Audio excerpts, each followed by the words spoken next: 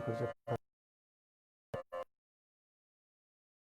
सर्व हरिभक्त वैष्णव शैव आणि ब्रह्मतत्वांना माझा सादर प्रणाम आणि नमस्कार.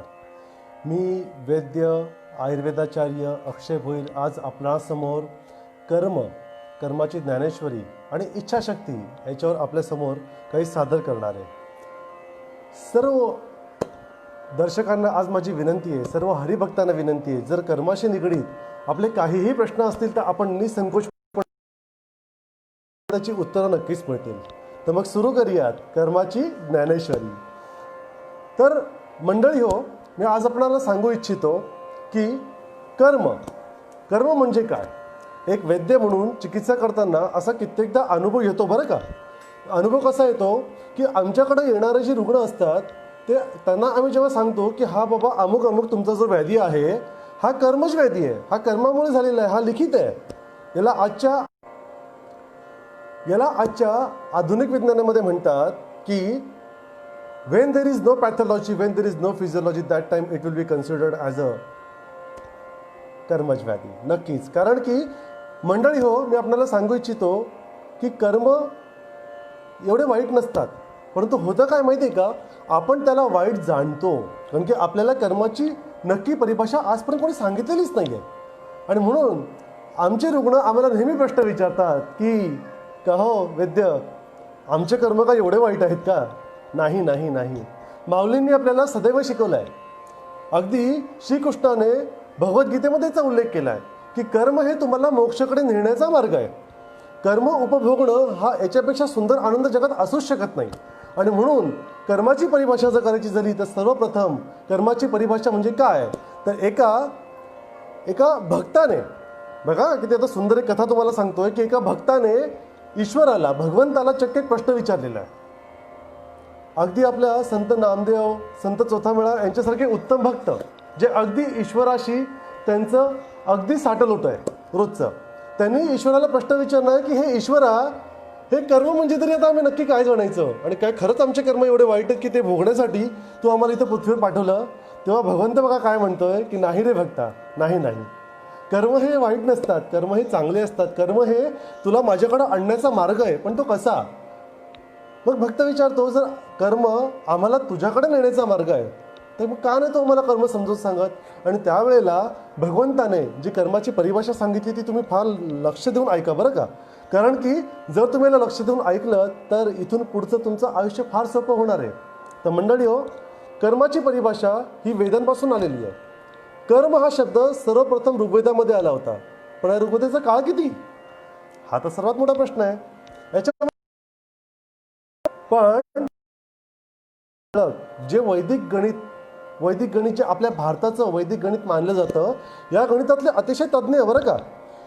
या लोकमान्य टिळकांनी वैदिक गणित पद्धतीने याची कालरचना मांडली आणि ती त्यांच्या सिद्धांताद्वारे जगासमोर मांडली आणि दाखवलं की हा काळ 5000 वर्षांपेक्षा देखील जुना आहे. आणि तेव्हापासून कर्माची परिभाषा म्हणजे कर्म हा आपल्या ऋग्वेदांपेक्षा सुद्धा जुना असायला हवा, नाही का. अर्थात कर्म हे आपल्या ऋग्वेदापेक्षा सुद्धा जुना आहे. आणि म्हणून कर्माची परिभाषा ही पुढे जाऊन अथर्ववेदामध्ये, जे अथर्ववेदाचा उपवेद आहे आयुर्वेद, या आयुर्वेदाच्या ग्रंथात फार सुंदर तशी परिभाषा मांडलेली आहे जी आज आपल्या जनमानसाला सहजपणे पटणार आहे. बघा ती परिभाषा काय, तर आपलं शरीर, आपलं मन आणि आपली वाणी. बघा मी पुन्हा एकदा सांगतोय, आपलं शरीर, आपलं मन आणि आपली वाणी या तिघांच्या चेष्टेला, बघा किती सुंदर शब्द वापरलेला आहे, चेष्टेला म्हणजे क्रियेला कर्म असं जाणावे. मराठी भाषा तशी फार सुंदर बरं का. कर्म जाणावे, कर्म म्हणू नये. कर्म जाणावे म्हणजे काय, की त्याला समजून घ्यावे आणि त्याला अंगीकारावे. अन्यथा आजच्या आमच्या मनुष्याची गफलत झाली आहे ना, की देव तो दगडात शोधतोय पण स्वतःमध्ये आचरणात आणायचा मात्र राहून गेला. देव ही आचरणात आणायची गोष्ट आहे. अखेर आज तुम्हाला तुमच्या गुणांनी ओळखलं जातं. जसं आजच्या परिस्थितीमध्ये काम करणारे आमचे जे वैद्यगण आहेत, आमचे डॉक्टर आहेत, यांना आम्ही त्यांच्या कार्यामुळे ओळखतोय, ना की त्यांच्या नावाने ओळखतोय.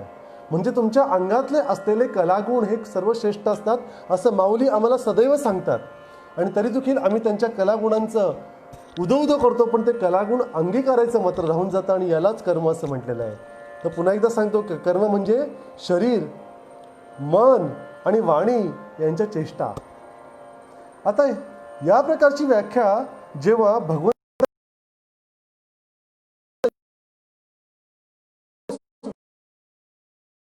विचारतो, भक्ताने बघा पुढचा प्रश्न काय विचारलाय, अतिशय सुंदर विचारलाय की हे भगवंता, इथवर तर सगळं मला कळालं की आमचं शरीर, आमचं मन, आमचं वाणी म्हणजे कर्म, यांची चेष्टा म्हणजे कर्म. पण ज्या आत्म्याचा तुम्ही ऋग्वेदापासून, भगवद्गीतेपासून आणि अगदी नाही म्हटलं तरी तुमच्या ज्ञानेश्वरीमध्ये सुद्धा ज्याचा उदो केलाय, आत्म्याचा समाविष्ट कर्माच्या भाषेमध्ये का नाही आहे? प्रश्न अतिशय सुंदर आहे बघा. खरा भक्त तोच जो भगवंताला अगदी काटेकोरपणे प्रश्न विचारतो, अगदी बारकाईने प्रश्न विचारतो. भगवंताने हसत मुखाने उत्तर दिलंय की अरे भक्ता, कर्माच्या व्याख्येमध्ये आत्म्याचा समावेश याच्यासाठी नाही आहे कारण की आत्मा हे स्वतः प्रत्यक्ष कर्म कधी करतच नाही. मी जाणतो की आज तुम्हाला हे ऐकून फार आश्चर्य वाटलं असेल बरं का, मी जाणतो. पण कर्म करतं कोण मग नक्की? जर आत्मा नाही करत, मग तुम्ही तर म्हणता की आत्मा वर्षानुवर्षे जिवंत आहे, हे आयुष्य संपलं तरी आत्मा मात्र जिवंत राहणार आहे आणि दुसऱ्या शरीरात प्रवेश करणार आहे. मग आत्माच तर कर्म वाहून नेतोय. अगदी बरोबर. भगवंत म्हणतोय की क्षमा असावी. तर भगवंत या ठिकाणी म्हणतायत की अरे भक्ता, तू बरोबर सांगितलंस, आत्मा हा कर्म वाहून नेतो आणि तशीच सोय मी तुमच्यासाठी केलेली आहे. पण आत्मा हा प्रत्यक्ष कर्म करत नाही, तो अप्रत्यक्ष कर्म करत असतो. म्हणजे नक्की काय? आता फार मोठा प्रश्न भक्ताला पडलाय बघा की नक्की काय? मग त्या ठिकाणी भगवंताने जे सांगितलं आहे आणि जे आमच्या माऊलींनी, ज्ञानोबा माऊलींनी त्यांच्या ज्ञानेश्वरीमध्ये ज्याचा उल्लेख केला आहे, अगदी ज्ञानोबा माऊलींनीच काय तर भगवद्गीतेमध्ये खुद्द श्रीकृष्णाने अर्जुनाला ती माहिती आज मी आपल्यासमोर मांडतो. याला फार शांत चित्ताने ऐकायचं बरं का. आपल्याकडे 5 ज्ञानेंद्रिय आहेत, 5 ज्ञानेंद्रिय ज्याच्यामुळे आपल्याला ज्ञानाची प्राप्ती होते, बरोबर. या ज्ञानेंद्रियाकडून ज्ञानाचं ग्रहण केलं जातं. उदाहरणार्थ, आज तुम्ही मला पाहतायत म्हणजे तुमचे चक्षुंद्रिय जे आहेत, चक्षु म्हणजे तुमचे डोळे, हे पाहण्याचं काम करते, त्यांना ते ज्ञान झालं. हे ज्ञान ते मनाकडे पोहोचवत आहेत बघा. आता मन काय करतंय? मन हा वाहक आहे, इट्स लाईक अ कंडक्टर. मन काय आहे? वाहक आहे. आणि हा काय करतोय? आत्म्याकडे या ज्ञानाला घेऊन जातो की बाबा रे, तरी ज्ञानेंद्रिय ज्ञान ग्रहणाचे कार्य करतात आणि कर्मेंद्रिय त्या मिळालेल्या ज्ञानाच्या प्रती उत्तर देण्याचं कार्य करतात, म्हणजेच कर्तव्य, म्हणजे कर्म करण्याचं काम करतात. आता मन, ज्ञानेंद्रिय आणि कर्मेंद्रिय आणि आत्मा सगळ्यांशी जोडलेला आहे. अगदी बरोबर. क्षमा असावी मित्रांनो आणि क्षमा असावी मंडळींनो. तर मनाचं कार्य या ठिकाणी सर्वश्रेष्ठ सांगितलेलं आहे आणि म्हणून मन हे प्रत्यक्ष कर्म करतं, ज्ञानेंद्रिय कर्म करतात आणि कर्मेंद्रिय कर्म करतात. आत्मा फक्त कर्मांच्या स्मृती साठवून ठेवतो आणि तो तुम्हाला योग्य तो न्याय देतो आणि तो भगवंताला त्या ठिकाणी या कर्माची माहिती देतो. आणि मग परमात्माशी तुम्ही ज्या दिवशी जोडले जाता त्या दिवशी या आत्म्याच्या ज्या स्मृती आहेत, या स्मृतींनुसार ठरवलं जातं की तुम्ही पुण्यवान आहात का तुम्ही पापवान आहात. आणि म्हणून माऊली म्हणतात की चांगले कर्म करा आणि मनाच्या ठाई चांगले गुंडवा, मना सज्जना भक्ती पंथेची जावे. का? कारण की मन हेच तुमच्या कर्माचं सगळ्यात मोठं प्रमाण आहे. मग आता भक्ताने भगवंताला पुढे प्रश्न विचारला आहे, अरे भगवंता, तुझी या मनाची महती मला कळाली. आत्मा हा कर्माला वाहून नेतो आणि मन प्रत्यक्ष कर्म करतं. पण मग भगवंता मला एक सांग की हा जो आत्मा आहे, हा आत्मा नक्की साठवतो म्हणजे नक्की काय करतं? आता बघा मित्रांनो, आजची जी माझी तरुण पिढी आहे, या तरुण पिढीला कदाचित अध्यात्माचे हे विषय कळत नसतात.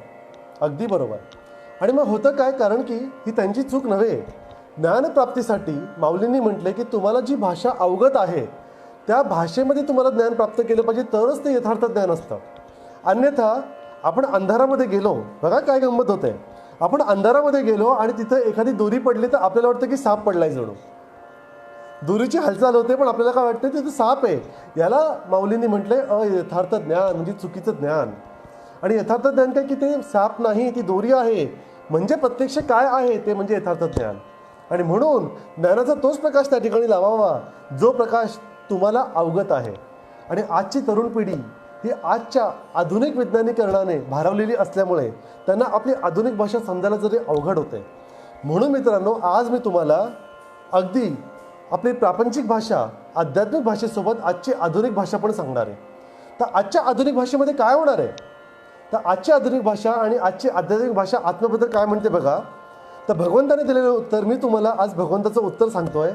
भगवद्गीतेने म्हटलं आहे, आत्मा म्हणजे काय, जो जन्माला येत नाही, जो मृत्यू पावत नाही, जो एक शरीर सोडून दुसऱ्या शरीरात जातो, तो म्हणजे आत्मा. बघा किती सुंदर वर्णन केलं. आत्म्याचं वर्णन काय केलंय की जो जन्माला येत नाही आणि जो मृत्यू पावत नाही.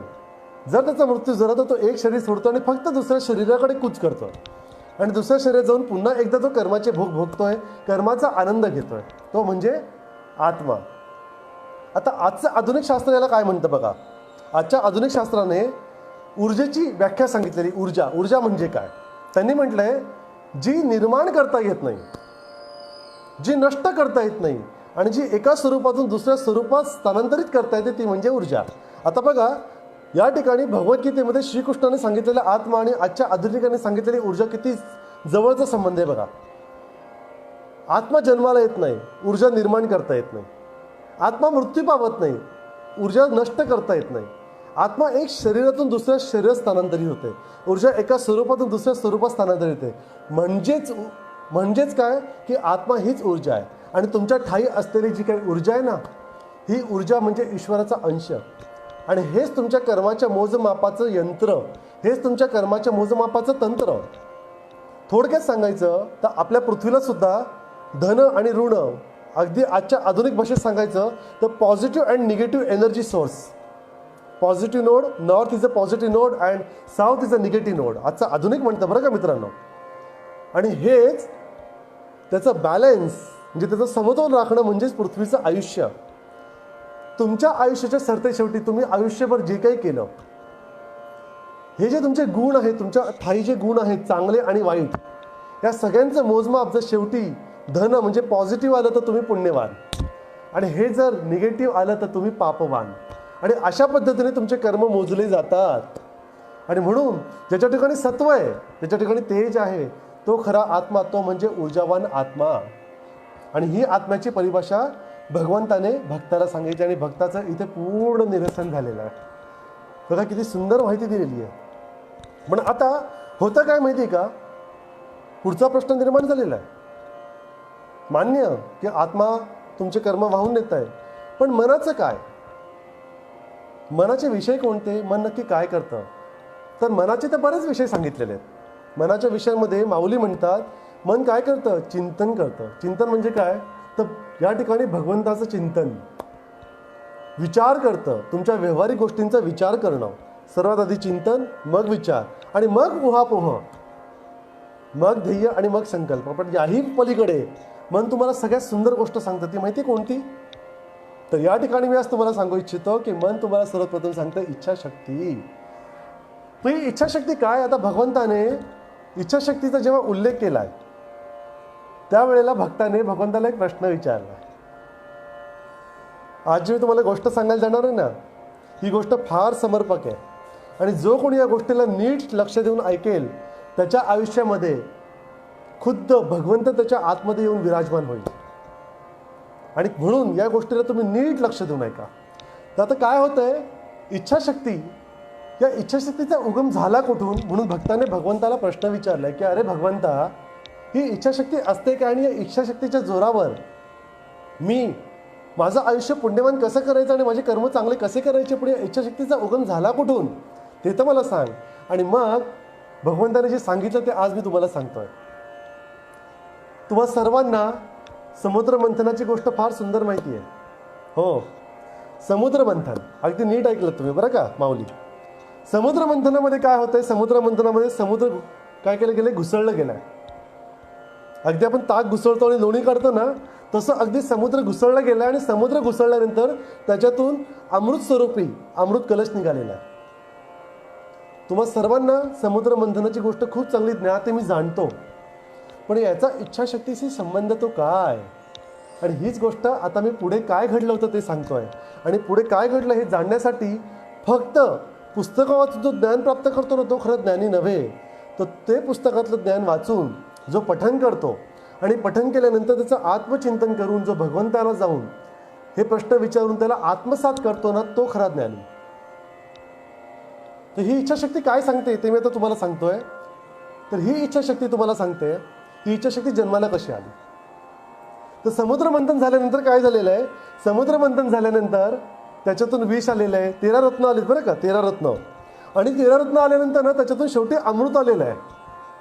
आता अमृत आल्यानंतर त्या ठिकाणी भांडण सुरू झालेलं आहे बघा. चित्र अगदी डोळ्यासमोर उभं राहत आहे. आता भांडण सुरू झालं कोणामध्ये, ते देव आणि दानवांमध्ये. देवांनी एक बाजू धरलेली आहे, दानवांनी एक बाजू धरलेली आहे. तुम्हाला ही सर्व गोष्ट ज्ञात आहे.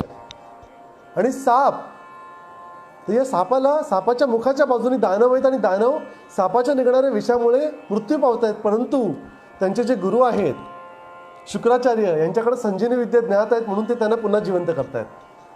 आणि त्यांच्या शेपटीकडे आहेत देव. आणि घुसळल्यानंतर 13 रत्न निघते, 13वं रत्न निघते अमृत घेऊन असुर पळालेले आहेत, दानव पळालेले आहेत. आणि त्या ठिकाणी अमृत घेऊन कोण आलेले आहेत, अमृत घेऊन जे व्यक्ती आलेले आहेत त्यांना म्हणलेले भगवान धन्वंतरी, हे विष्णूचं रूप आहे. आता असुरांनी अमृत प्राशन केलं तर ते अमर होतील आणि ते जर अमर झाले तर या ब्रह्मांडाचं काही खरं नाही.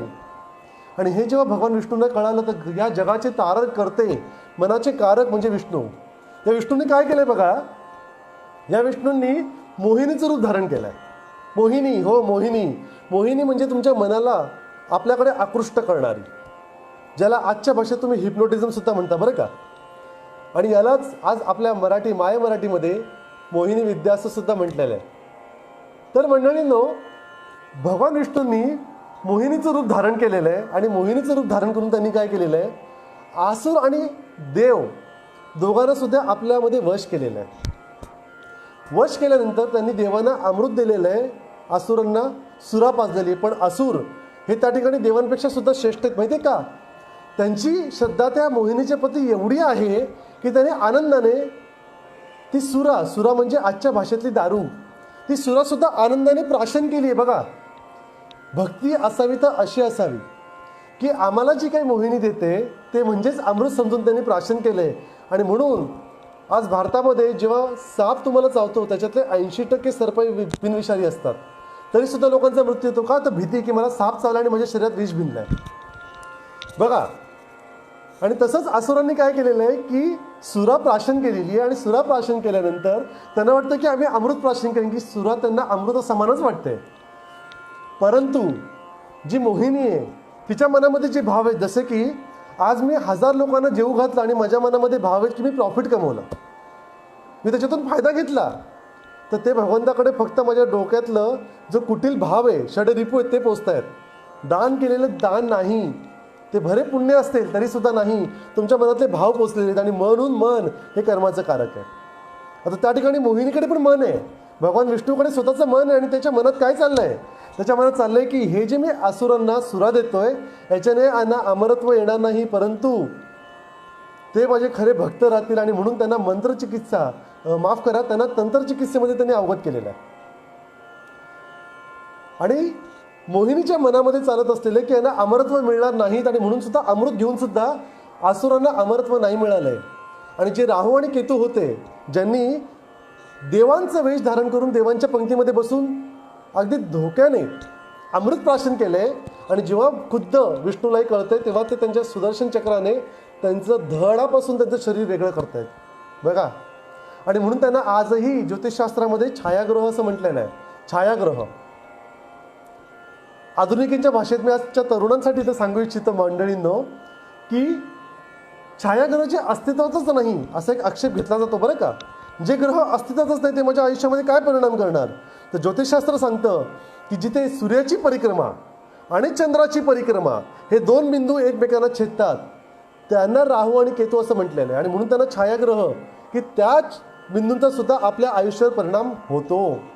आणि आजच्या आधुनिक भूमितीमध्ये जॉमेट्री भूमितीमध्ये जेव्हा 2 सर्कल एकमेकांना छेदतात, जर इंटरॅक्ट विथ इच अदर, तेव्हा त्याला पॉईंट ए आणि point B that is the radical point असं म्हटलेलं आहे बरं.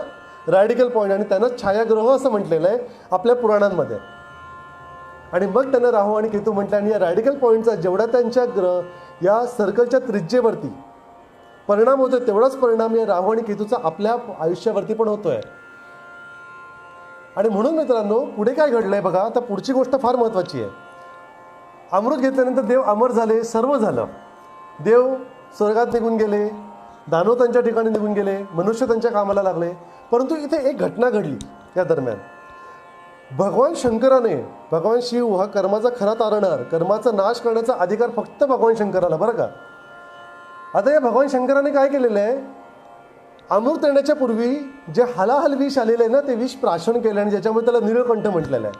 पण हे विष प्राशन करताना काय घडलेलं आहे, त्या ठिकाणी विषाचे 3 थेंब पृथ्वीवर सांडलेले आहेत.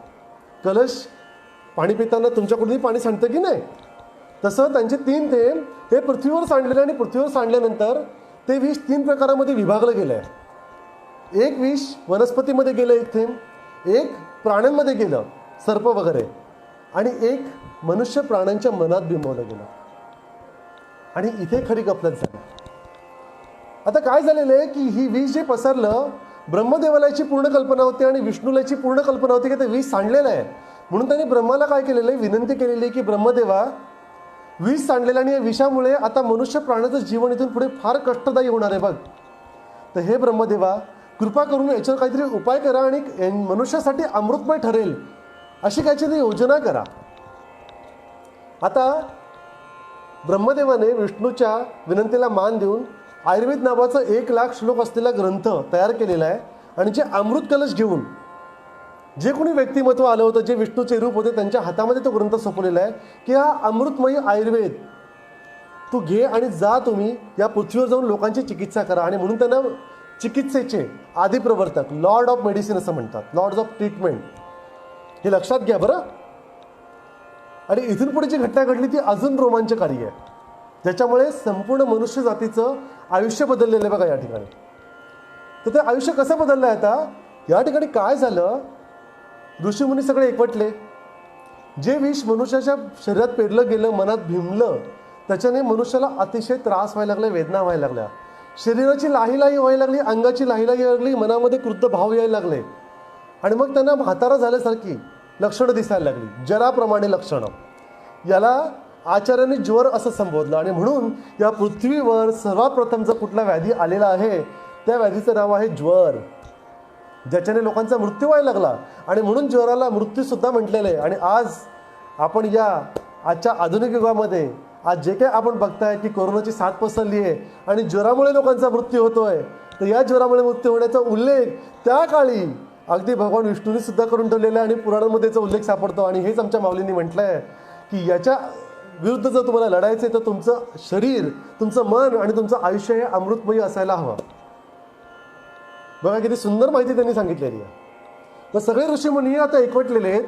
एकवटल्यानंतर ते आता काय करतात माहिती का, त्यांनी आता ठरवलं आहे की एक विशिष्ट मंडळ स्थापन करायचं आणि त्यांना भगवंताकडे पाठवून द्यायचं की भगवंता, हा न्याय नाही आहे. का न्याय नाही आहे, तुम्ही पृथ्वीवर आलात, अर्थात पृथ्वी तुमची, आम्ही तुमचे, सगळं तुमचं, पण सध्या जगतो आम्ही आहोत. पृथ्वीवर आलात, आमचा सागर निवडलात, हरकत नाही, आम्हाला आनंद आहे. घुसळलात, आनंद आहे. त्या ठिकाणी जाऊन पर्वत ठेवलात, आनंद आहे. सर्प वापरला, तोही इकडचा आनंद आहे. तुम्हाला अमृत मिळालं, आम्हाला आनंद आहे, आमचं आयुष्य सुकर झालं. राक्षसांना सुरा मिळाली, ते पण मदमस्त झाले, आनंद आहे. परंतु मनुष्य प्राणी मात्र या ठिकाणी दुखावला गेलेला आहे, कारण की आता आम्हाला शारीरिक आणि मानसिक पीडा व्हायला लागलेल्या आहेत, आमच्यामध्ये व्याधी आलेल्या आहेत. या व्याधींचं निर्वहन आता आम्ही कधी कसं करायचं, आणि खूप मोठा पेचप्रसंग निर्माण झाला आहे. या मनुष्याने जगायचं कसं. आणि म्हणून जे तेजस्वी आत्मे आहेत, जे तेजस्वी ऋषीमुनींचं शिष्टमंडळ आहेत, ते शिष्टमंडळ आता स्वर्गाकडे प्रयाण करत आहे. स्वर्गाकडे जाऊन ते ब्रह्मदेवाला भेट देतं आणि ब्रह्मदेवाला हात जोडून प्रणाम करते आणि विनंती करते. बघा किती सुंदर चित्र समोर उभं राहिलं आहे. ते प्रणाम करते आणि विनंती करते की ब्रह्मदेवा, क्षमा करावी की आम्हाला असं तुमच्यासमोर यावं लागलं, परंतु आमची संपूर्ण सृष्टी आता ज्वराने जर्जर झालेली आहे, त्यांची मनं वृद्ध झालेली आहे, त्यांच्यामध्ये षडरिपूंचा योग निर्माण झालेले आहेत. याच्यावर काहीतरी उपाय द्या. आम्हाला मान्य आहे की तुम्ही आयुर्वेद नावाचं अमृत आमच्यासाठी भगवान धन्वंतरींकडून पाठवलं आहे, परंतु ते पुरेसं नाही आहे. काहीतरी एक चांगला उपाय सुचवावा. ब्रह्मदेवांना ही मागणी पटली की अगदी बरोबर आहे, की आम्हाला तर मात्र अमृत मिळालं, मनुष्याला एवढं सगळं करून काय मिळालं? काहीच नाही मिळालं. आणि मनुष्याने सुद्धा या समुद्र मंथनामध्ये खूप कष्ट घेतलेले आहेत. मग ब्रह्मदेवाने सर्वप्रथम कर्माचं तारण, की कर्माचा नाश करणारं म्हणून शंकर, आणि म्हणून त्यांनी काय केलेलं आहे, शंकराकडे सगळ्यात पहिले पाहिलेलं आहे. आणि मग महेश या ठिकाणी काय करतात, महेशांकडे बघितलं. महेशांनी ब्रह्माजींना प्रणाम करत सांगितलं की मला क्षमा करावी, परंतु आधीच जे हलाहल विष तयार झाले ना, ते विष मीच प्राशन केलं आहे. आता त्याच्याने जर 3 थेंब सांडले तर हे त्यांच्या कर्माचा भाग आहे, आणि याला नाश करण्याचा अधिकार माझा नाही. हा त्यांच्या कर्माचा एक भाग आहे, आणि सृष्टीची सुरुवात, आदी आणि अंतची सुरुवात म्हणून विष्णूने याला लिहिलेलं आहे. आणि म्हणून याचा उपाय आपण विष्णूकडून घ्यावा. आणि असं म्हणत भगवान महेशाने त्या ठिकाणी प्रणाम करून हात वरती केलेले आहेत. आता मोठा पैस प्रसंग निर्माण झालेला, आणि या पैस प्रसंगासाठी ब्रह्मदेवाने विष्णूकडे बघितलेले की विष्णुदेवा तुम्हीच याच्यावर काही उपाय सुचवा.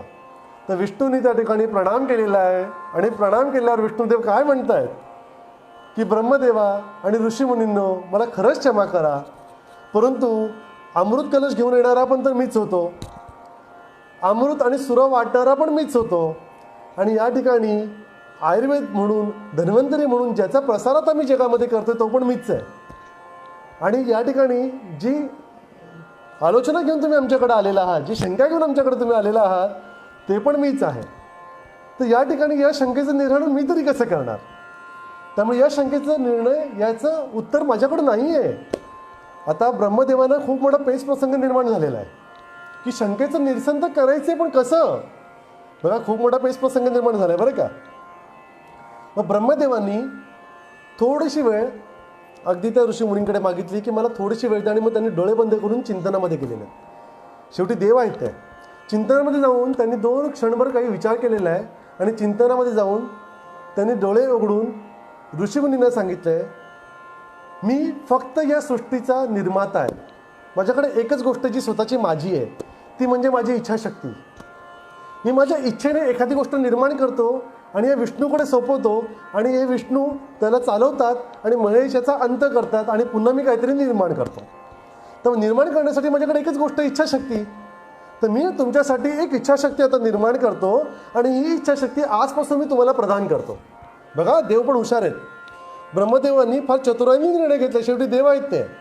त्यांनी काय म्हटलंय, ही इच्छाशक्ती जी काय आता निर्माण होते, ही इच्छाशक्ती मी निर्माण करतो. म्हणजे त्यांनी त्यांची स्वतःची इच्छाशक्ती न देता त्यांच्या इच्छाशक्तीने एक नवीन इच्छाशक्ती निर्माण करून त्या ठिकाणी मनुष्य प्राण्यांना देऊ केलेली आहे. आणि म्हणून त्यांनी म्हटलं की आजपासून ही इच्छाशक्ती तुमची, तुम्ही खऱ्या मनापासून जे मागाल ते तुम्हाला भेटणार, आणि हा तुम्हाला न्याय मी देऊ शकतो. आणि ऋषीमुनींनी ब्रह्मदेवाने ही दिलेली गोष्ट मान्य केलेली, आणि ते आनंदाने पृथ्वीकडे परतलेत. आनंदाने की आजपासून आमच्याकडे इच्छाशक्ती आहे. या इच्छाशक्तीच्या जोरावरती कित्येकदा असुर, मनुष्य, देव यांनी ब्रह्मदेवाला, विष्णूला आणि महेशाला सुद्धा प्रसन्न करून त्यांच्याकडून हवे ते वर मागितलेले आहेत. अशी ती प्रचंड इच्छाशक्ती आहे, विल पॉवर आजच्या भाषेतला. तर मंडळी हो, ही इच्छाशक्ती मनुष्याला मिळाली, आणि ऋषीमुनी सगळे आता पृथ्वीकडे परतलेत. बघा आता काय प्रसंग निर्माण होणार आहे पुढे बरं का. आता काय झालं, त्यांना इच्छाशक्ती मिळाली, पण अगोदरच सांडलेल्या विषामुळे मनुष्याची मनं आणि मनुष्याचे शरीर कलुषित झालेले आहेत. आता एक कलुषित झालेल्या मनामध्ये जी इच्छाशक्ती निर्माण झाली ना, ती शंकेने आतुरे, आणि त्याच्यामध्ये षडरिपू निर्माण झाले.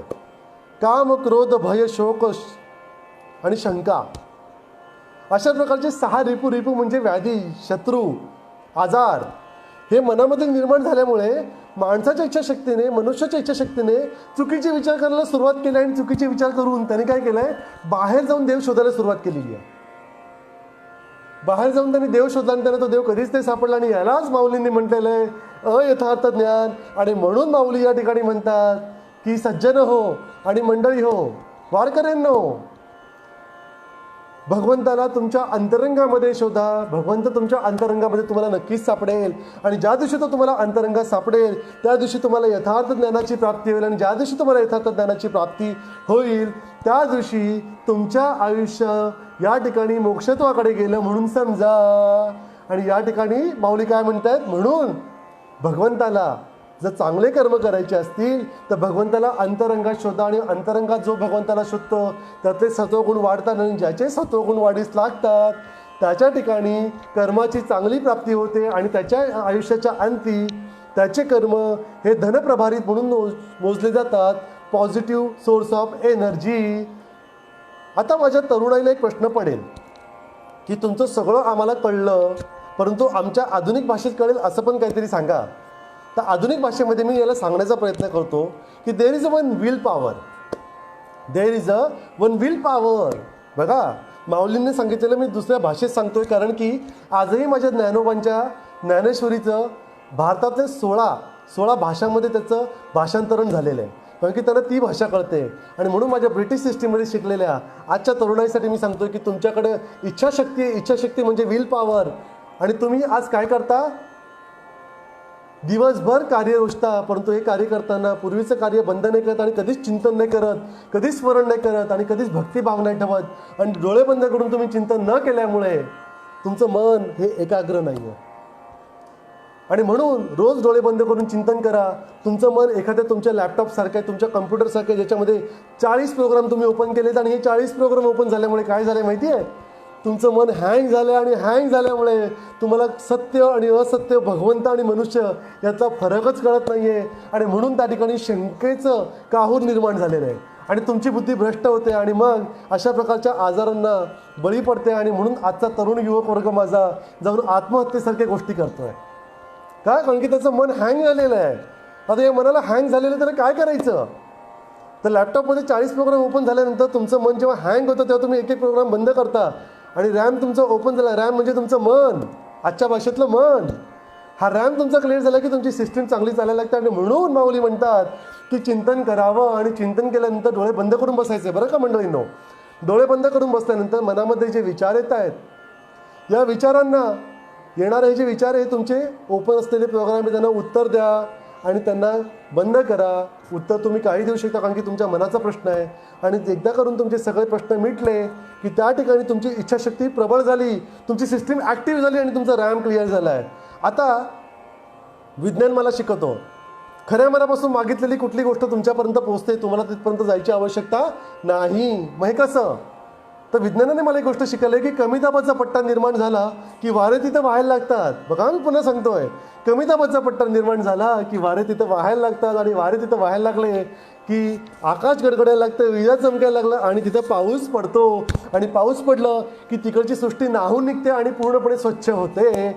आणि यालाच म्हटलेले इच्छाशक्ती, की तुमचं मन ज्यावेळेस पूर्णपणे निर्मळ होईल, चिंतन करून, प्रभूचं नामस्मरण करून तुमचं रॅम जेव्हा क्लिअर होईल, त्यावेळेला तुम्ही तुमच्या इच्छाशक्तीने तुम्हाला इच्छित असलेल्या गोष्टी ईश्वराकडे मागून घ्या. त्या गोष्टी कमी दाबाचा पट्टा निर्माण झाल्यामुळे तुमच्याकडे चालून येतील. कारण की आपली पृथ्वीसुद्धा पॉझिटिव्ह आणि निगेटिव्ह, धन आणि ऋण या 2 भागात विभागलेली आहे. तसं आपलं शरीर पण निगेटिव्ह प्रेशर क्रिएट केलं की पॉझिटिव्ह गोष्ट तुमच्याकडे नक्कीच धावत येणार आणि मग तुम्हाला मोक्षत्वाची प्राप्त होणार. आणि त्यालाच यशस्वी आयुष्य असं म्हटलेलं आहे बरं का आजच्या जगात. मोक्ष म्हणजे काय? मोक्ष म्हणजे भगवंताने जे तुम्हाला कर्म सोपवलेले आहे.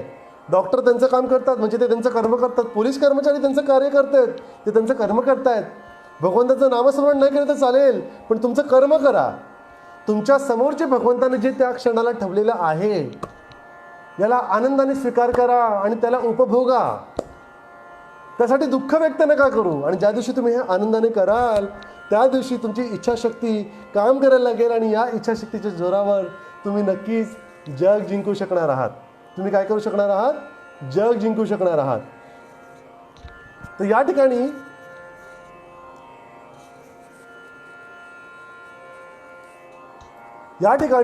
तुम्हाला एक लक्षात घ्यायचं आहे मंडळींनो, की म्हणून या ठिकाणी माऊली सांगतात की मनुष्याने इच्छाशक्तीकडे सगळ्यात जास्त भर द्यायचा आहे. आणि इच्छाशक्तीकडे भर दिल्यानंतर तुम्हाला मोक्षत्वाचीच प्राप्ती होणार आहे. आणि ज्या दिवशी तुम्हाला मोक्षत्वाची प्राप्ती होईल त्या दिवशी तुम्ही भगवंतामध्ये विलीन व्हाल आणि तुम्हाला मोक्षाची प्राप्ती होईल. आता या ठिकाणी सगळ्यात महत्त्वाचा प्रश्न तुम्हाला विचारलेला आहे की आत्मा आणि परमात्मा. फार महत्त्वाचा प्रश्न आहे बरं का. भक्तांनी भगवंताला पुन्हा प्रश्न विचारले की भगवंता तू फार सुंदर वर्णन केलं आहे. भगवंता तू मला इच्छाशक्तीची महती वर्णन करून सांगितली आहे आणि म्हणून या इच्छाशक्तीचा वापर करून नक्कीच मी माझं कार्य अतिशय प्रामाणिकपणे याच्यापुढे करणार आहे भगवंता. आणि हे प्रामाणिकपणे केल्यानंतर मी मोक्षत्वाला प्राप्त होईल. परंतु मी परमात्म्यामध्ये ज्या दिवशी विलीन होईन त्या दिवशी मी पण तर एक देव बनीन. तर मग ईश्वरा, हे माझ्या भगवंता, तू मला हे सांग की चांगले कर्म करायचे म्हणजे नक्की तरी काय करायचं रे. तर मी तुम्हाला सांगू इच्छितो की जसं उदाहरणाचं तुम्हाला याच्यावर सांगतो. आपलं शरीर, हे जे शरीर आहे, आज माझा आत्मा आणि माझं मन या शरीरात बंदिस्त आहे. हा आत्मा मरणार नाही आहे. हे मन आणि आत्मा शाश्वत आहे, माझ्या मृत्यूनंतर पण चालत राहणार आहे. सांख्यदर्शनामध्ये हे म्हटलेलं आणि माऊलींनी सुद्धा ज्ञानेश्वरीमध्ये हे म्हटलेलं आहे. आणि हे चालत राहणार आहे, हे निरंतर आहे. आणि परंतु सध्या ते शरीरामध्ये बंदिस्त असल्यामुळे मला वेदना होतात, मला इच्छा निर्माण होतात. आणि जर मी या वेदनांना सहन करू शकलो तर it is called as a positive source of energy. मग खरा भगवंत देवा कोण? तर मी आजच्या तरुणांसाठी या ठिकाणी सांगू इच्छितो. मंडळींनो, याला नीट ऐकायचं. सूर्य हा आजच्या भाषेतला आमचा खरा भगवंत.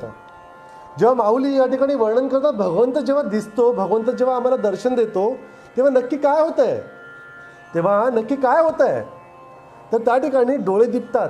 बघा, भगवद्गीतेमध्ये तुम्ही वाचलंय, भगवद्गीतेमध्ये ज्या वेळेला कृष्णाने त्याचं खरं रूप, विष्णू म्हणून जे खरं रूप अर्जुनाला दाखवलेलं आहे, त्यावेळेला तो अर्जुनाला काय म्हणतो की हे अर्जुना, तू माझा परम भक्त आहेस. परम भक्त जरी असलास ना तरी तुझ्या या चक्षुंनी, तुझ्या डोळ्यांनी तू माझं हे विश्वव्यापी रूप पाहू शकणार नाही, तुला ते झेपणार नाही आहे.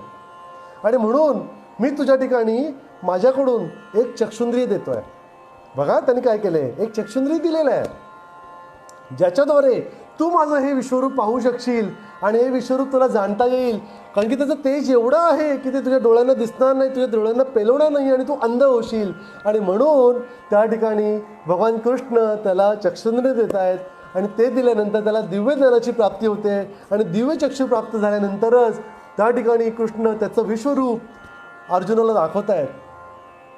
तर आजचा जो सूर्य आहे, या सूर्याकडे तुम्ही उघड्या डोळ्यांनी बघून बघा. आज तुम्हाला ते तेज तुमच्या डोळ्यांना पेलवणार नाही. आणि त्याच्याकडे एक स्टक पाहत राहाल तर तुम्हाला अंधत्व सुद्धा येऊ शकतं. आणि हे आजच्या वैज्ञानिक कसोटीवर पण सिद्ध झालेलं आहे. आणि म्हणून त्या ठिकाणी भगवंत म्हणतात की मी तुला दिव्य ज्ञान देईन, पण कधी? जेव्हा मी तुझ्या अंतरंगामध्ये असेन आणि तू मला तुझ्या अंतरंगामध्ये जागा देशील तेव्हाच. आणि म्हणून भक्तांनी काय करायचं की त्यांच्या अंतरंगामध्ये इच्छाशक्ती निर्माण करायची आहे. आणि इच्छाशक्ती निर्माण केलं तर रोजच्या डेली प्रॅक्टिसने तुम्ही तुमच्या त्या भगवंताकडे, सूर्याकडे पाहू शकता. जो साध्या डोळ्यांनी पाहता येत नाही, त्याला पाहिल्यानंतर त्याचं तेज सहन होत नाही, असा तो सूर्य. आणि म्हणून सूर्याची महती धर्मशास्त्रामध्ये, पुराणामध्ये वर्णन केलेली आहे की सूर्य हाच संसार चालवतो आणि तोच खरा ईश्वर. आणि आजचं आधुनिक विज्ञानसुद्धा म्हणतं की sun is a basic source of energy. बघा, किती सुंदर वर्णन त्यावेळेला माऊलींनी आधीच करून ठेवलेलं आहे, जे आजच्या वैज्ञानिक कसोटींवर आजच्या माझ्या तरुणांना पटेल या भाषेत मी सांगतोय. आणि काय होतं या ठिकाणी असं होत आहे की सूर्याला या ठिकाणी आपण देव मानायचे. आणि सूर्याला जर देव मानलेला आहे तर तोच आपल्यामध्ये ऊर्जा देत आहे. आणि आपल्या शरीरामध्ये ऊर्जेचा नियम जो मी थोड्या वेळापूर्वी तुम्हाला सांगितला होता, ही ऊर्जा म्हणजेच आत्मा. Energy is equal to soul. मग जर माझ्या शरीरामध्ये ऊर्जा आहे आणि म्हणून मृत्यू पावल्यानंतर मंडळी काय होत आहे, मृत्यू पावल्यानंतर सगळ्यात पहिले लक्षण दिसतं तुमचं शरीर थंड होत आहे, तुमचं शरीर थंड पडतं आहे. का? ऊर्जा निघून गेल्यानंतर त्या ठिकाणी असलेली उष्णता, ऊर्जा असण्याचं प्रमुख लक्षण आजचं सायन्स सांगतं, आजचं विज्ञान सांगतं, त्या ठिकाणी असलेली उष्णता, ही उष्णता तर नाहीशी झालेली आहे. आणि म्हणून म्हणतात की मृत्यूच्या अगोदर तुमच्या शरीरामध्ये खूप उष्णता वाढते आणि त्याला ज्वर येतो. हे पुन्हा एकदा सिद्ध करून दाखवतो. जेव्हा दिव्याची वात त्या इंधनावर पेटते आणि ते इंधन जेव्हा संपून जातं त्यावेळेस तो दिव्याची वात फडफडते, मोठमोठ्या प्रमाणात फडफडते आणि मग तो दिवा विझतो. अगदी तसंच आमच्या शरीराच्या बाबतीत होत आहे की आमचा आत्मा म्हणजे आमची ऊर्जा जेव्हा हे शरीर सोडून जातं तेव्हा त्याला ज्वर येतो, ताप येतो आणि एकाएकी ते शरीर सोडून जातं आणि माझं शरीर थंड पडतं आहे. आणि ही ऊर्जा मला कुठून मिळते? The basic source of energy is the sun, म्हणजेच सूर्यापासून मिळते. म्हणजे सूर्य हा ऊर्जेचा प्रमुख स्रोत आहे. आणि म्हणून या ठिकाणी पुराणांपासून 5000 वर्षांपासून आजही भारतामध्ये सूर्याला त्या ठिकाणी आपल्याला पूजा करण्याची पद्धत आहे. आणि सूर्याला रोज पहाटे ब्राह्ममुहूर्त अर्घ्य वाहिलं जातं, कारण की तोच खरा तुमचा भगवंत आहे. आणि म्हणून त्यांनी म्हटलेलं आहे की तो भगवंत जाणा, तुमच्या उघड्या डोळ्यांनी जर त्याला पाहायचं आहे तर ब्राह्ममुहूर्त ही सगळ्यात उत्तम वेळ आहे, बरं का. आणि आजचं आधुनिक विज्ञान म्हणतं की ब्राह्ममुहूर्तावर जो कोणी बाहेर निघेल आणि सूर्याचं दर्शन घेईल त्याच्या शरीरामध्ये ती सूर्याची किरणं ॲब्झॉर्ब होतील, थोडक्यात शोषली जातील. आणि शोषली गेली की त्याला कुठल्याही प्रकारचे व्याधी होण्याची कुठलीच शक्यता नाही. म्हणजे भगवंताच्या कृपेने जो नाहून निघाला त्याला कुठल्याही प्रकारचे षडरिपू त्याच्या जवळपास फिरकणार नाही आणि त्याला व्याधी होण्याची शक्यता कमी होईल. आणि म्हणून आजही या परिस्थितीमध्ये जेव्हा सगळीकडे आज कोरोनासारखा व्याधी पसरला आहे, आजचे डॉक्टर तुम्हाला काय सांगतात की सगळ्यात पहिले सूर्याचं दर्शन घ्या, तुमची प्रतिकारशक्ती वाढवा. प्रतिकारशक्ती कशी वाढणार? तर तुम्हाला प्राणवायू घेऊन, आणि म्हणून तुम्हाला सांगतात की प्राणायाम करा.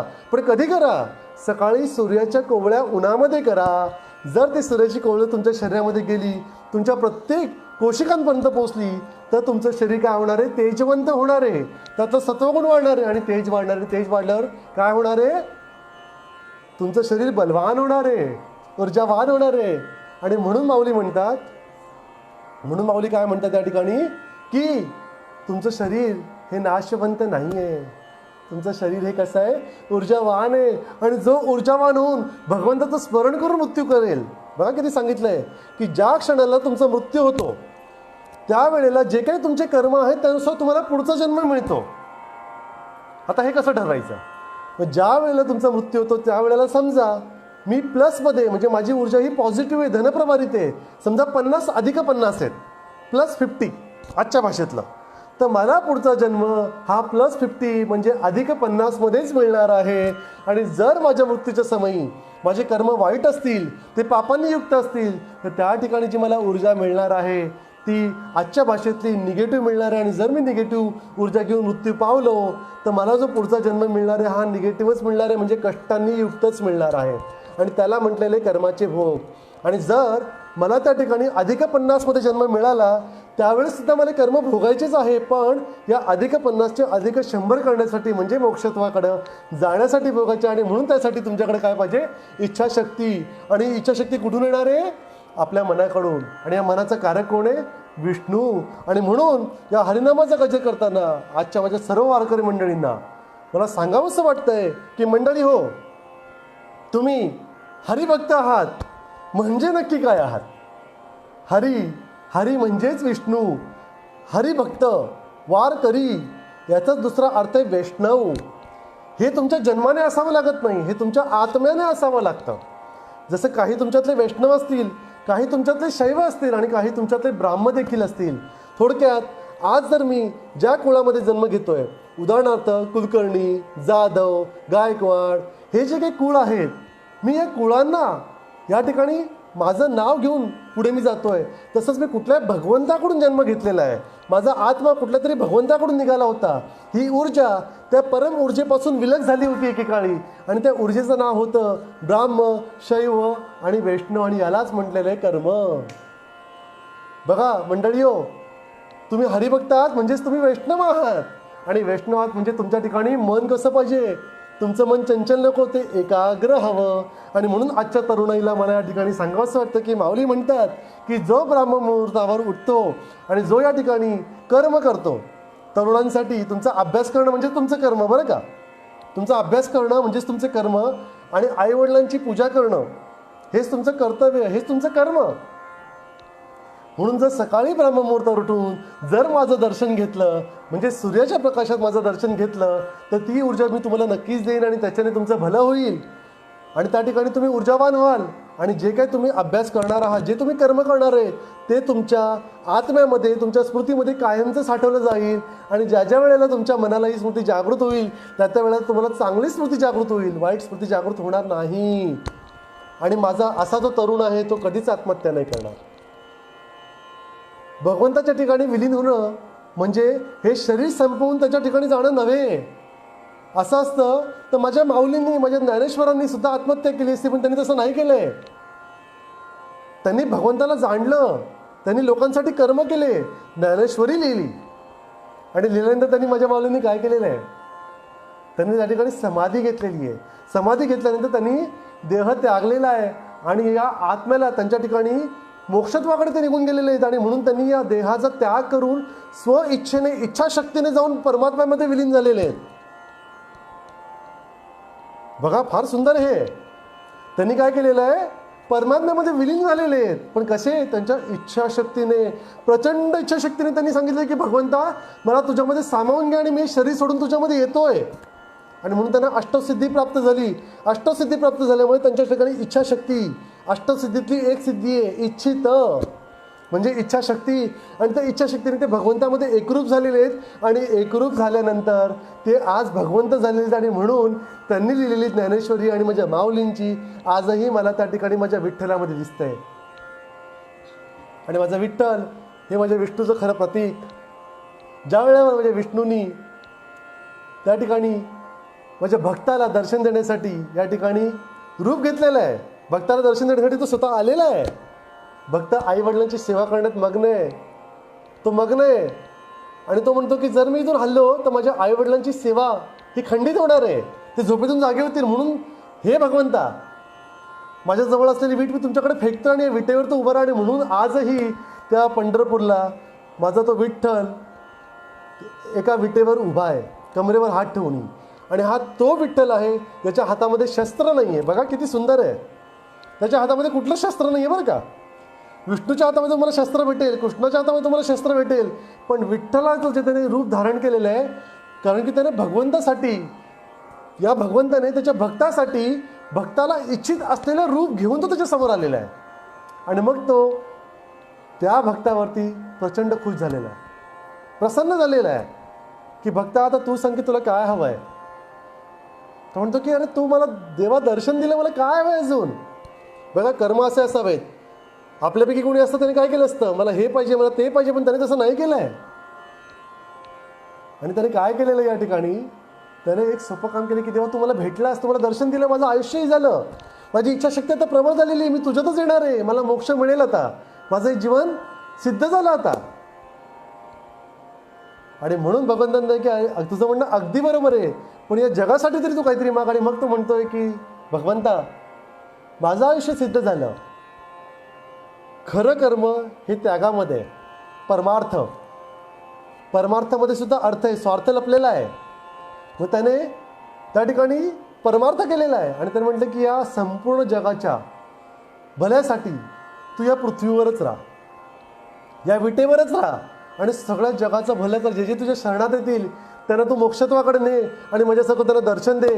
आणि म्हणून माऊली म्हणतात की तुम्हाला दरवर्षी आषाढी एकादशीला, एकादशीच का, कारण की त्या दिवशी सूर्याची किरणं सर्वात जास्त प्रकाशपणे आणि त्या रूपाने माझा हा जो विठुमाऊ आहे, विठुमाऊली, ठ म्हणजे चंद्र, विठ्ठल, हचा उच्चार याच्यामध्ये ह ठ, हठयोग, हठयोगाचा ज्याच्यामध्ये स्वतःमध्ये समावेश आहे तो म्हणजे विठ्ठल.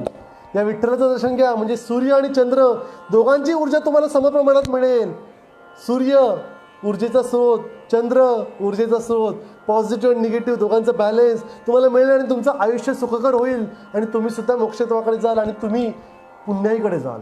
बघा किती सुंदर सांगितलेलं त्यांनी, किती छान वर्णन केलेलं आहे. आणि म्हणून मंडळी या ठिकाणी आषाढी एकादशीला तुम्हाला वारीसाठी चालत जाण्याचे कर्म काय करायचे आहेत, कारण की तो तुमचा त्याग आहे. त्या भक्ताने काय केलेलं आहे, परमार्थ साधलेला आहे आणि परमार्थ साधून आजही तो सगळ्या जगाचं भलं करतो. जेव्हा की तो या जगात अस्तित्वात नाही आहे, तो आता भगवंतामध्ये निश्चितपणे एकरूप झालेला असेल आणि भगवंत म्हणून आज तो आपल्या सर्वांच्या ठाई असेल. आणि म्हणून आत्मरूपाने जरी तुम्ही असला तर तुमचा आत्म, तुमची इच्छाशक्ती हीच तुम्हाला परमात्म्याकडे नेणार आहे, परमात्म्याशी जोडणार आहे. आणि म्हणून तुमची इच्छाशक्ती जागृत करा, रोज चिंतन करा. परंतु मित्रांनो आणि म्हणजे सर्व मंडळींनो, माऊलींनी सांगितलं, काय सांगितलं, निरंतर नामाचा जप करा. निरंतर नाम, कुठलं नाम जपायचं आहे, राम नाम, विठू माऊली, देवाचं नामजप करायचं तुम्हाला. निरंतरचा अर्थ काय? एकसारखं नव्हे. आपलं शास्त्र काय सांगतं? कुठली गोष्ट कमी करू नये, कुठल्याही गोष्टीचा खूप अतिरेक करू नये. ती गोष्ट तेवढीच करावी जेवढी तुमच्या सांसारिक प्रपंचाला शोभेल. आणि म्हणून जे काय आमच्या महाराष्ट्रात संत होऊन गेले त्यांनी योगिक आयुष्य जगलं आणि म्हणून त्यांनी विठ्ठल विठ्ठल विठ्ठल विठ्ठल असं विठू नामाचा जप केलेला आहे. पण जे सांसारिक आहेत त्यांनी असं करायचं नाही आहे. त्यांनी काय करायचं आहे? निरंतरचा अर्थ त्यांनी अशा प्रकारचा जप करायचं आहे, एकदाच करायचं आहे मनापासून इच्छाशक्ती जागृत करून, की एकदा विठ्ठल विठ्ठल विठ्ठल विठ्ठल हा जो ध्वनी आहे हा निरंतर राहिला पाहिजे. जसं त्या माझ्या भक्तांनी केलेलं आहे. त्याने एकदा देवाकडे साकडं घातलेले की देवा तू इथेच राहा आणि ते आजही माझ्या पृथ्वीवासींना पुरतं आहे. तसं एकदाच तुम्ही नामजप करायचं आहे विठ्ठल विठ्ठल विठ्ठल विठ्ठल, की ते निरंतर टिकणार आहे, ना की निरंतर जप करायचा. अन्यथा ज्या लोकांना हे सोसवणार नाही त्यांना व्याधी होतात आणि या व्याधींना कर्मच व्याधी म्हटलेलं आहे. माहिती आहे का? कारण की तुमच्या ठाई जे तुम्हाला शरीर आणि जे तुमच्या भाग्यात ईश्वराने दिलेलं आहे त्याच्यामध्ये जर ऊर्जेचा अतिरेक केला तर त्याच्यापासून निर्माण होणाऱ्या व्याधींना आयुर्वेदाच्या ग्रंथांमध्ये कर्मज व्याधी असं म्हटलेलं आहे आणि पुराणांनी सुद्धा याला मान्य केलेलं आहे. आणि म्हणून सगळ्या प्रकारचं देवांचा जाप जे आम्ही करतो ना, हा सुद्धा देव, तो सुद्धा देव, तो सुद्धा देव. मिसळ नका खाऊ. मिसळ लागते चविष्ट, परंतु ती पोटासाठी कधीच चांगली नसते. तुम्ही जाऊन तुमच्या वैद्याला विचारा. मग काय खा? सात्विक आहार घ्या. सात्विक आहारामध्ये मिसळ येत नाही मित्रांनो. सात्विक आहारामध्ये एकच काहीतरी गोष्ट करायची चांगली असेल. रोज एक गोष्ट. आज वरण भात खाल्लं, उद्या चपाती खाल्ली, परवा पोळी खाल्ली, परवा भाकरी खाल्ली. तसं एकाच देवाचं नामजप व्यवस्थित करा. ते निरंतर टिकेल या भक्तिभावाने करा आणि तुमची इच्छाशक्ती या ठिकाणी जागृत करा. पण ती कशी? तुमच्या इच्छाशक्तीने. आणि हे कधी शक्य आहे? जेव्हा तुमचं मन एकाग्र. आणि मन एकाग्र कधी असेल? जेव्हा तुम्ही क्षणभर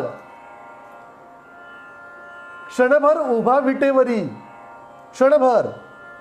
क्षणभर जेव्हा तुम्ही मन एकाग्र कराल आणि भक्तिभावाने तुमची इच्छाशक्ती एकवटून नामाचा जप कराल, तुमचा ईश्वर आणि तुमचा परमात्मा तुमच्या अंतरंगात तुम्हाला भेटेल आणि मग तुम्हाला परमात्म्याची प्राप्ती होईल. तर मंडळी हो, याला विसरायचं नाही आहे.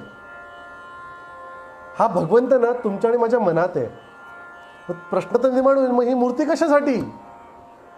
तुम्ही माझ्या मागे पाहू शकता की मूर्ती पण आहे. हा भगवंत हा माझ्यातच आहे, हा तुमच्यात आहे. कारण की माझ्या पुढच्या पिढीला मला सांगायलाच बरं पडतं की माझा भगवंत दिसत कसा होता.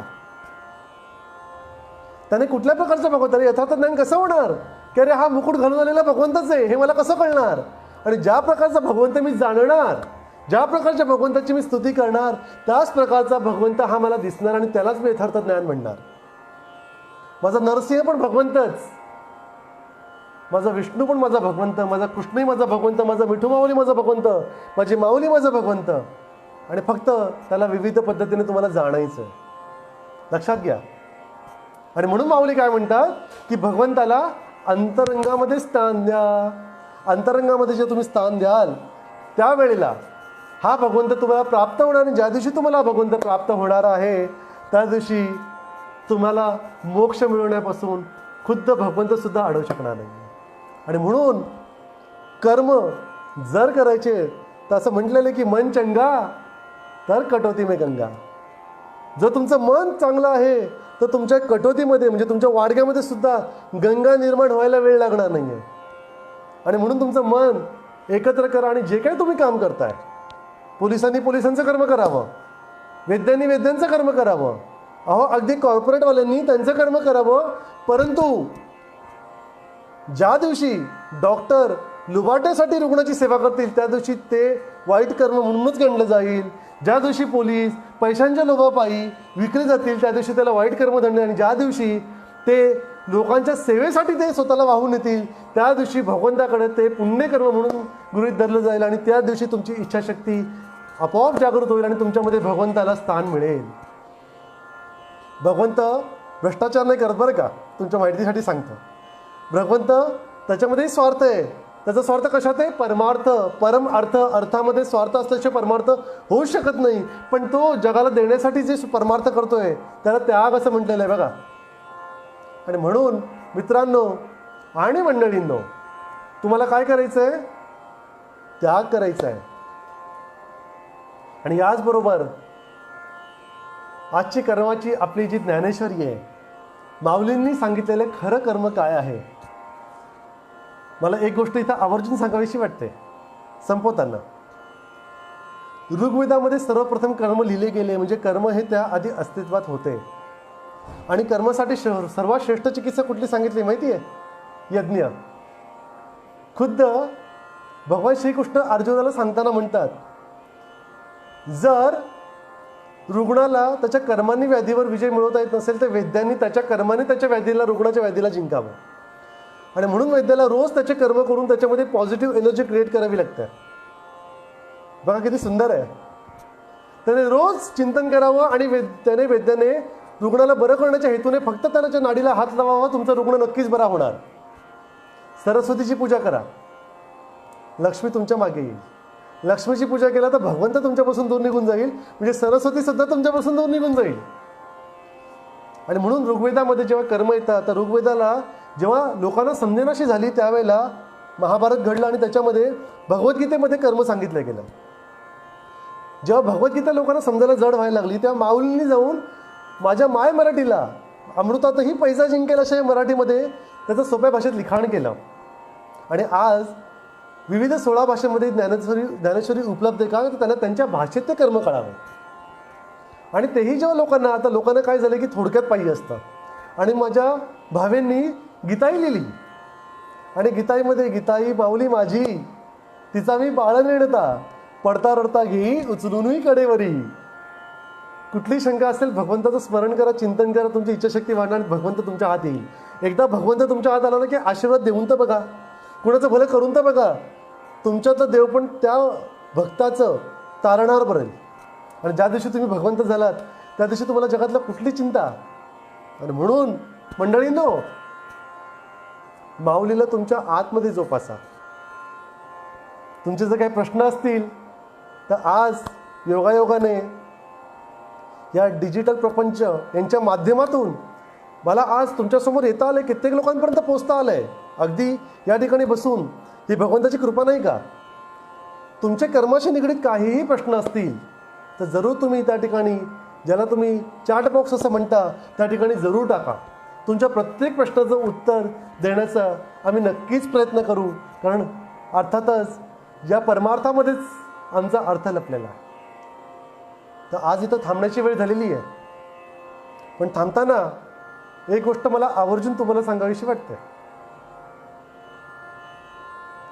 भगवंताला आज जाणा, तुमच्या हृदयात स्थान द्या आणि विठू माऊलीच्या गजराने, त्याच्या गजराने हे संपूर्ण विश्व दुमदुमून जाऊ दे. आजच्या या परिस्थितीतून, या कोरोनासारख्या विश्व लढाईतून तुम्ही नक्कीच जिंकाल. तुमचं व्याधिक क्षमता, तुमची इम्युनिटी ही तुमच्या मनावर आहे. आज प्रत्येक डॉक्टर रुग्णांना सांगतायत मनाने प्रसन्न राहा, प्राणायाम करा, खुश राहा, तुमचा व्याधी आटोक्यात येणार आहे. इच्छाशक्ती, आणि या इच्छाशक्तीचा वापर जरूर करा. आणि म्हणून श्रावणामध्ये उपवास पण करा. लंघन केलं की तुमच्या शरीरातले दोष पचवले जातात. आणि पचवल्यानंतर बघा, प्रत्येक धर्मग्रंथात सांगितले बरं, लंघन केल्यावर तुमचे दोष पचवले जातात आणि तुमच्या प्रत्येक कोशिकामधले, सेलमधले सगळे कचरा जो आहे तो पचवला जातो आणि तुमचे जे काही कोशिका आहेत त्या ऊर्जावान होत आहेत. कचरा निघून गेलं, शरीर कसं होतं? तेजस्वी होतं आहे. त्याला आजच्या भाषेत व्याधी क्षमता किंवा इम्युनिटी म्हटलेलं आहे. आणि म्हणून मंडळींनो, भारतीय संस्कृती तुमच्या भाषेत जाणून घ्या, तुमच्या भाषेत शिकवा. आजची माझी पिढी ब्रिटिश सिस्टीममधून शिकलेली आहे. त्यांना त्याच्या भाषेत समजवा, त्यांना ते लवकर कळेल आणि ते भगवंताकडे आकृष्ट होतील आणि तुमचा परमार्थ सिद्ध होईल. एवढं बोलून विठू माऊलीला प्रणाम करून आज मी इथेच थांबतो आणि तुमच्या सगळ्यांची रजा घेतो. या दरम्यान काहीही माझ्याकडून कमी जास्त बोललं गेलं असेल, काही चूक झाली असेल तर विठू माऊलींची मी क्षमा मागतो. आणि आज आपली मी रजा घेतो. पुन्हा जरूर भेटू. धन्यवाद.